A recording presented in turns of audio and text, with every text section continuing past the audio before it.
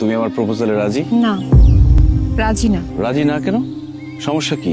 সমস্যা আপনার না, সমস্যা আমার। আপনি সাময়িক কিছু একটা চাইতেছেন, কিন্তু আমি স্থায়ী কিছু একটা চাই। আপনি 2 দিন পরে শহরে চলে যাবেন, কিন্তু আমি তো গ্রাম ছেড়ে কোথাও যাইতে পারবো না। আপনার রাস্তা আমার রাস্তা পুরোপুরি অন্যদিকে। মানে তুমি না গ্রামের আর সবার মতোই কথা বলতেছো।